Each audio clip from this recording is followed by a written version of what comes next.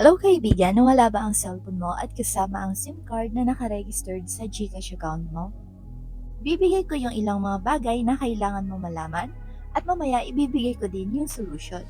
Kapag nawala ang cellphone natin, kailangan natin agad ma-block ang GCash account natin para sa pag-prevent ng unauthorized transactions. And yung pangalawa, dapat maprotektahan mo agad ang personal at financial information mo sa GCash account mo. And yung pinakalas, kailangan mo ma-recover ang pera ng GCash account mo.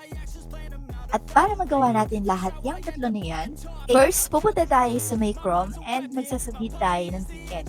And para makapagsubmit tayo ng ticket, isi-search natin dito sa Google yung GCash Health Center. Now, tap GCash Health Center.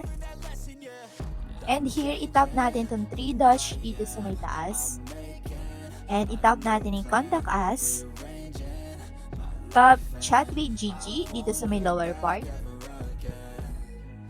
And hintayin lang natin mag-load.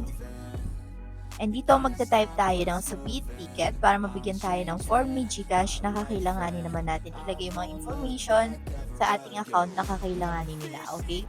So, submit ticket, send ko niyan. And open natin dito yung ticket form. Ito, submit a ticket. Now, ito na yung mga kailangan natin yung ating email address sa ating account, yung ating registered full name, yung ating mobile number.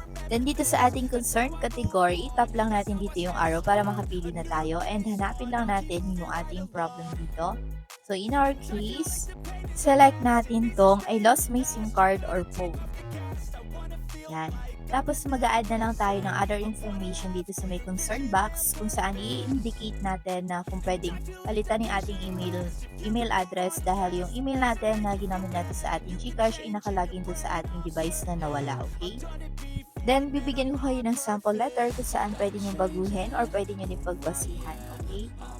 Tapos, bago ko makalimutan, mag-a-add din pala tayo dito ng photos. Pwede natin i-add dito yung ating ID, valid ID, para meron tayong katibayan na sa atin talaga yung account. Pero kung gusto nyo na mas mabilis na respond, pwede kayong tumawag mismo sa kanilang customer support.